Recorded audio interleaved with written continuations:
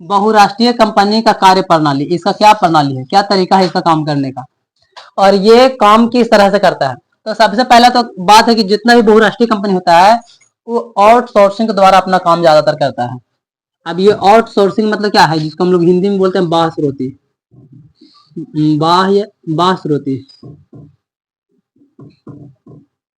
बाह्य, यानी कि अपना देश या तो फिर अपने जगह पे या अपने अंदर पर किसी पर डिपेंड नहीं रहेगा, बल्कि बाहर दूसरा कंपनी पर डिपेंड रहेगा, या वहां से ही उसका कुछ भाग उसको चाहिए, तो वो हो जाता है आउटसोर्सिंग यानी कि बाह्य सोर्सिंग, यानी कि किसी दूसरे पर डिपेंड रहना, किसी दूसरे सोर्स पर, किसी दूसरे कंपनी पर डिपेंड रहना।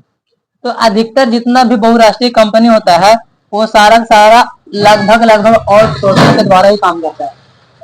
तुम खुद ही से सोच लो, तुम्हारा पास एक छोटा सा कंपनी है, उसको लोग नहीं जानता है, और तुम चाहते हो कि हम बहुत बड़ा बनना चाहते हैं, तो फिर कैसे तुम उतना आदमी बड़ा बन पाओगे, क्योंकि तुम्हारे कंपनी तो कोई जानता नहीं है। हाँ, तो कैसे प्रचार करोगे, सिंगल सिंगल सिंगल में तुमको कितना पहचान हो सकता है, ज्यादा ज्यादा। बहुराष्ट्रीय जो कंपनी है वो सारा का सारा जो काम कर रहा है आउटसोर्सिंग के हिसाब से, यानी कि किसी न किसी दूसरे पर डिपेंड रहेगा, तब वो ज्यादा से ज्यादा इनकम कर पाएगा। हमको छोटा सा कंपनी है, हम चाहेंगे कोई बड़ा कंपनी के साथ में जुड़ जाए, जो बड़ा कंपनी को जानेगा वो हमको भी जानेगा, वो उसको क्या करेगा, प्रमोट करेगा कि देखो यार ये भी मेरा ही बनाया हुआ वस्तु है, समझ लो।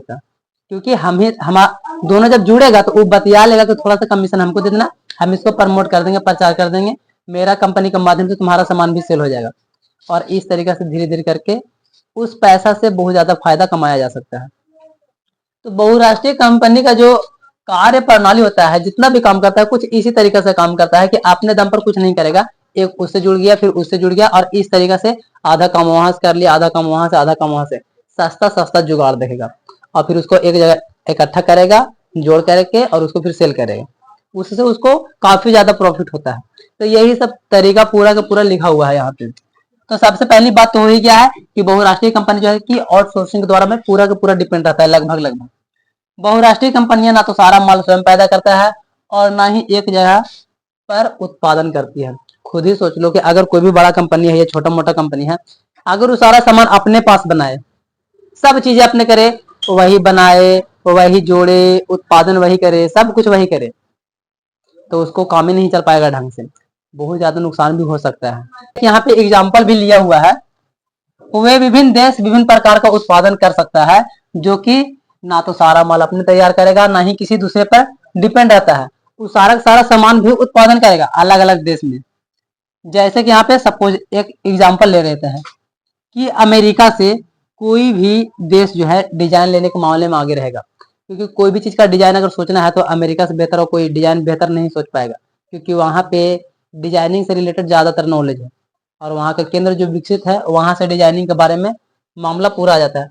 उसके बाद में चीन में पुर्जों का निर्माण, कोई भी चीज का निर्माण करना है तो तुम चीन पहुंच जाओ और तुम कहो नहीं कि हमको ये वाला गाड़ी का पार्ट्स बना के दे दीजिए, और चीन वो बना के देगा तुमको तुम सबसे कम रेट में, सस्ता में। फिर उसके बाद क्या करेंगे, मैक्सिको में या तो फिर पूर्वी यूरोप में जाओ और कहो ने कि जितना भी हम पार्ट्स भेज रहे हैं उसको सबको ज्वाइन कर दीजिए, और गाड़ी के रूप में हमको तैयार करके अब भेज दीजिए, और तुम्हारे पास तो भेज दिया, अब तुम उसको पूरा देश में, पूरा विदेश में, पूरा शहर में, पूरा धरती पे जहां मर्जी वहां सेल कर दो, जहां जरूरत है वहां पर भेज दो।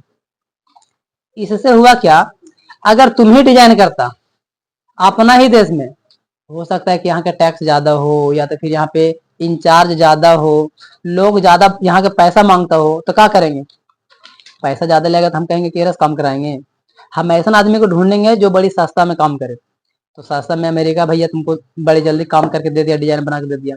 फिर हम सोचेंगे ना, कह रहे यार अब इसका जो कल पुर्जा है छोटे छोटे चीजों का निर्माण करने के लिए अगर हम अपने देश में करवाएंगे, लेबर कॉस्ट ज्यादा है, पैसा ज्यादा लग जाएगा, तो फिर हमको तो लॉस हो जाएगा ना, फायदा कैसे आएगा। तो हम क्या करते हैं, चाइना भेज देते हैं, वहां सब काम सस्ता हो जाता है। कहने का कुल मिलाकर के बात है कि कुल पुर्जों का निर्माण जो करना है वो चीन से जाकर मिल लो, चीन सस्ता से सस्ता काम करके दे देगा तुमको, कोई दिक्कत नहीं है। बस उसको बता देना कि मटेरियल इतना इतना मिला देना, बस हमको ऐसा क्वालिटी में चाहिए, उतना के हिसाब तुमको कम खर्चा में दे देगा।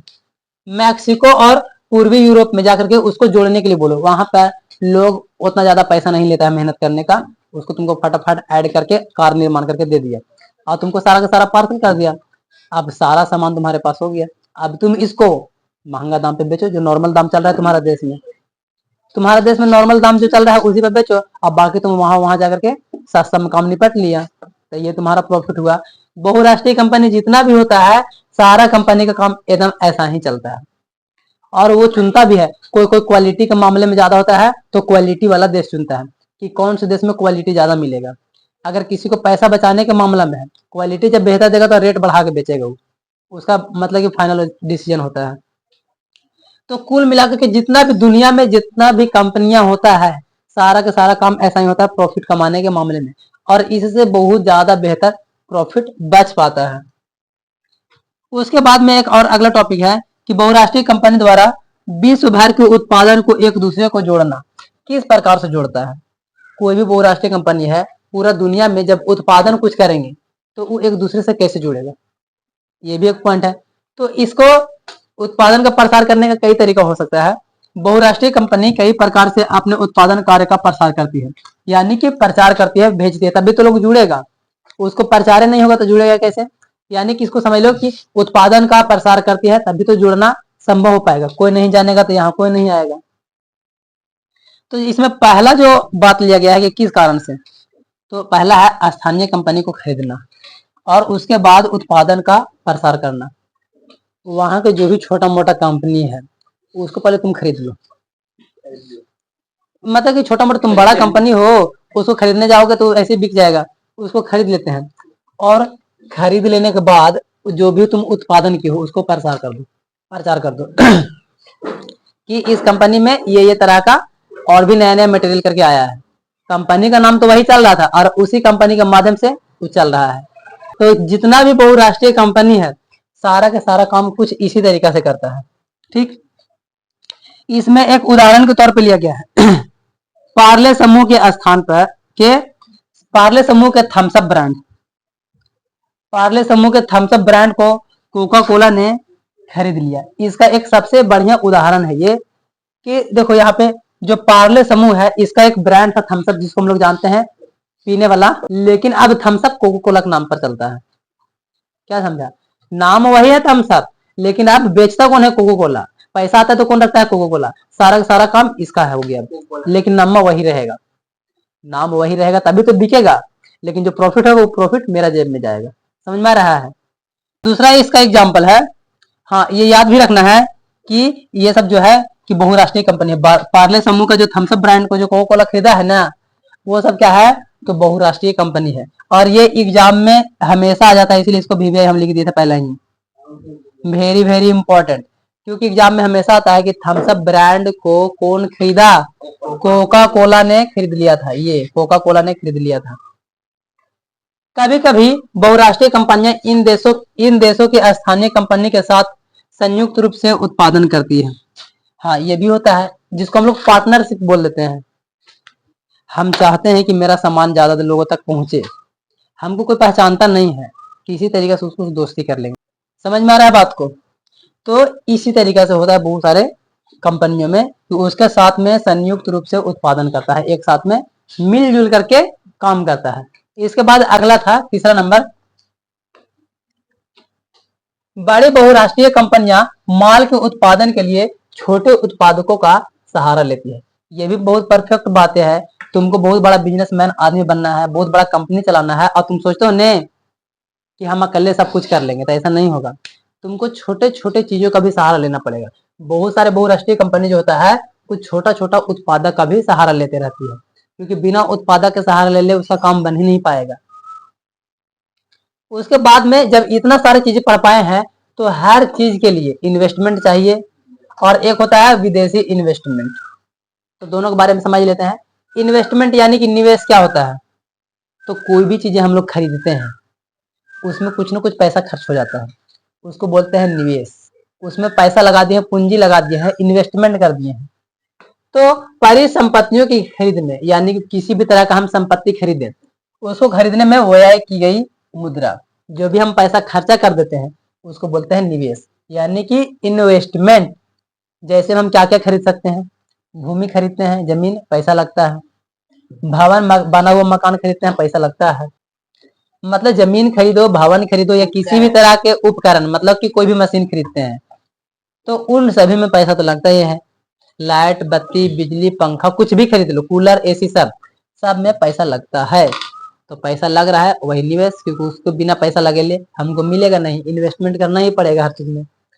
तो ये समझ में आ गया है निवेश के बारे में। उसके बाद में निवेशी विदेशी निवेश, यानी कि विदेश में कोई चीज का हम लोग जब इन्वेस्टमेंट कर देते हैं तब।